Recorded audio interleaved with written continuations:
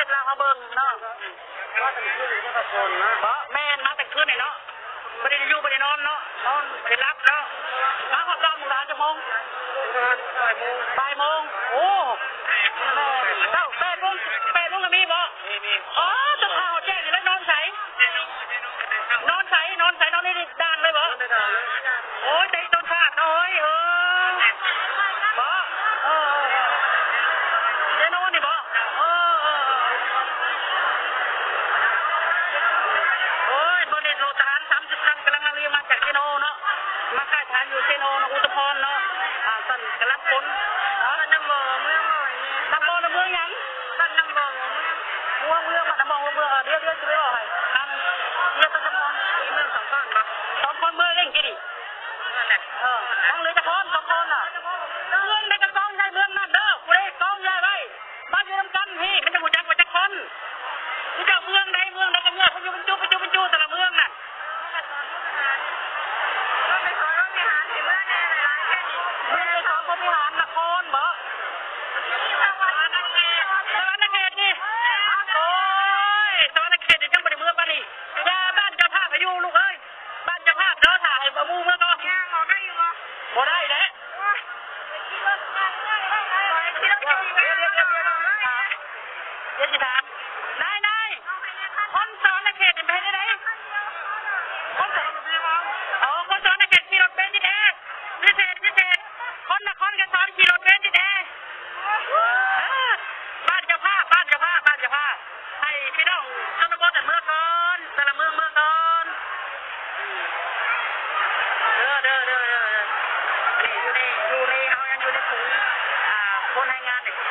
ใครได้หลายพันคนเลยนะมือนี่ประมาณ5,000 คนเนาะมือจำพร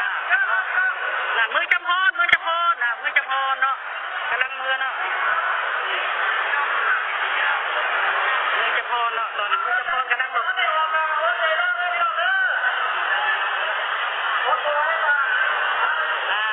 มือจำพรรถทหารมาแต่ค่ายเซโร่30 คันได้เมืองมาทุกคนมาตะห่วงเนาะเอาบ้านคนที่1รถเมล์นี่ที่ไหนมีพวกกำลังเข้ามาเนาะรถเมล์มีพวกกำลังเข้ามานั่นแบบเดียวกับคนปล่อยใหม่เนาะมันหลายแห่งคนงานหลายแห่งเมื่อนี่5,000 คนเนาะ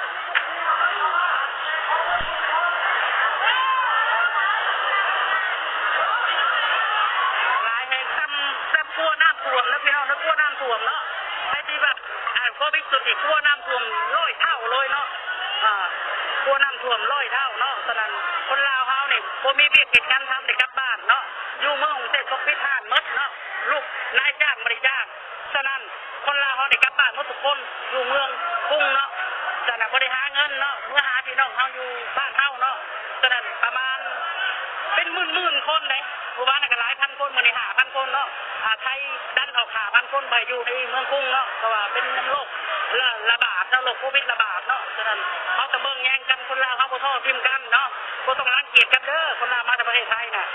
บัตรเงินบาทยังบ่รังเกียจแต่คนมาบ่ต้องรังเกียจกันต้องช่วยกันเนาะนับทักหลักขันเครื่องเนาะนับแต่เจ้าแขวงนับแต่หน่วยงานทุกภาคส่วนยังลงใกล้ชิดกับประชาชนเนาะฉะนั้นเฮาบ่ต้องย่านเนาะนี่เห็นบ่อะไรฮะเจ๊โตนบ่โอ้เจ๊โตนเนี่ยจะไปถามใหม่มีแล้วให้เมื่อใดเมื่อมาสุกเมืองให้ได้เมื่อมาสุกเมืองตะแคกแขนขมวนต้องขับไปนครกระสอนแล้วคนก็จะน้อยทรงตามแขวงต้องขับไปนครกระสอนก่อนไปซ่อนก่อนต้องพาเพราะว่าคนยังระบายคนอยู่จำพรตะละเมืองไปสะกอนอยู่ในนครกระสอนไหนสมังที่จะนั่งหาเราได้เมื่อมาทุกคน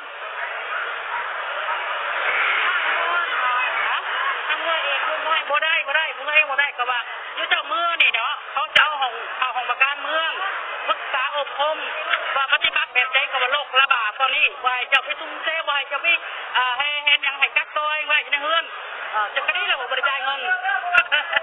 พี่น้องมาบ่โรคก็บ่เรียกเจ้ามาทำงานโรคระบาดก็บ่เรียกเลยเจ้าก็บ่เสียเงินเนาะ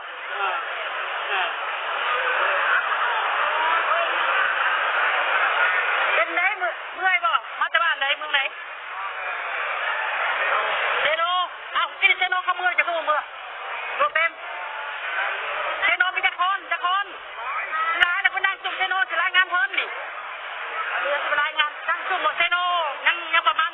200บ่เกินบ่เกิน100เดี๋ยวคนไปรายงานทางเจ้าหน้าที่เด้อเจ้าจะเมืองเพราะว่าเดี๋ยวคนระบายคนอยู่เขตนอกก่อนเทพนเมืองพินยังก่อนเนาะใกล้เข้ามาเด้อคนใส่ได้เมื่อทุกคนมื้อนี้นะอดทน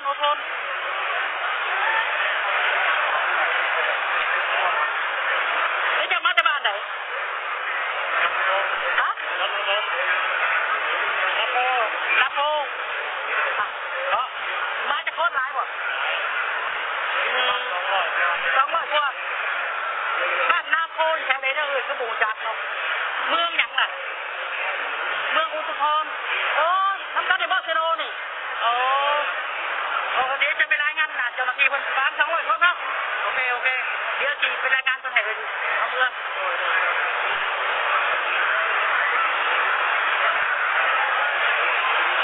ตอนนี้เนาะระบายไปหลายเติมแล้วระบายคนไปหลายเติมแล้วยังเหลืออยู่ประมาณ5คันรถนี่แหละครับเนาะตอนรถทหารมาแต่ค่ายเชโน30คันเนาะจะเป็นสั่งด่วนสั่งที่นี่เนาะสั่งด่วนฉะนั้นอยู่ค่ายทหารประมาณ30คันมาลำเลียงพี่น้องชาวลาวเฮากลับบ้านเนาะฉะนั้นคนลาวเฮาบ่ทอดทิ้งกันเด้อบ่ต้องรังเกียจกันมาแต่ไทยเนาะเพราะว่าคือกันเนาะแล้วแต่ประชาชนไทยมันเด้อมันบ่เกี่ยวเนาะแล้วแต่โชคมันไทยมันเนาะดาวเวียงยังบ่ญาติดาวเวียงอยู่กลางคุมชนของชาวแรงงานคนลาวเข้ามาเนาะหักแพงกันเนาะมีอาหารกันกินก็แบ่งกันกินเนาะมีน้ำก็แบ่งกินเนาะมื้อเช้าวันนี้ก็ไม่ได้แพ้บริจาคก็ได้หลายได้เรื่องอาหารกันกินทุกทีหลายพันก้อนเนาะกับน้ำหลายร้อยโลเนาะฉะนั้นเฮาบ่ต้องรังเกียจกันเนาะไอ้สร้างบุญกุศลซ้ำเฮ็ดบุญสุดที่ถือว่ายิ่งใหญ่เนาะเนาะตอนนี้เพราะว่ามันอยู่ในแขวงซอยนี้แขวงซอยในเขตเฮาเองเฮาต้องซอยเหลือกันเนาะชาวซอยในเขตเฮาเองบ่เป็นคนอื่นเนาะเฮาต้องซอยเหลือกันนี่รถทหารมาแต่ค่ายเนาะ30คันเนาะ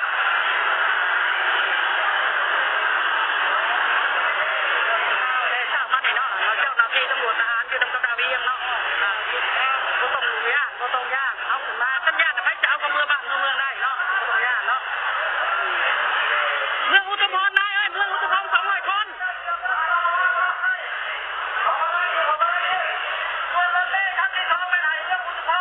อุทุพร200คนได้200คนไหนนายเมืองอุทุพร200คน200คนอุทุพรเฮาอ่ะในอุทุพรมาในอุทุพรมากูได้ญาติใครขึ้นเลยฮะเซโนฮะอุทุพรเซโนบ่จะทำตรงนั้นอันนี้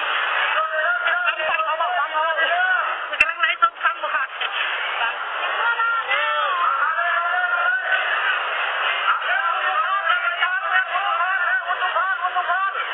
นี่อุทุพรเซโนกูได้อยู่เซโนมาเลยแม่เซโนดำนาโนนเมืองดำนาโนนเมืองพี่น้องเอ้ย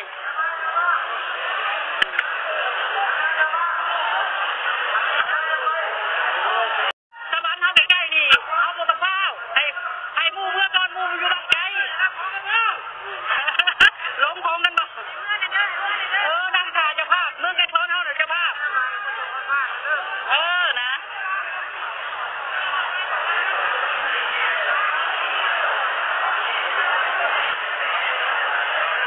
ดาวเวียงอยู่ใน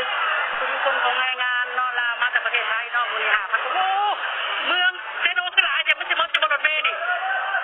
เมืองเซโนนี่เขารายงานมาประมาณ200คนสิหมดจะบ่รถเมล์นี่เนาะผู้ได้ขี่รถเมล์ยังมีราคาขี่รถทหารบ่มีราคาเราตักม่วนไปเดี๋ยวนึงเนาะม่วนเขาพี่น้องเขามาหลายก็ม่วนทั้งเมื่อยทั้งย่านสารพัดเลยเนาะเนาะทั้งม่วน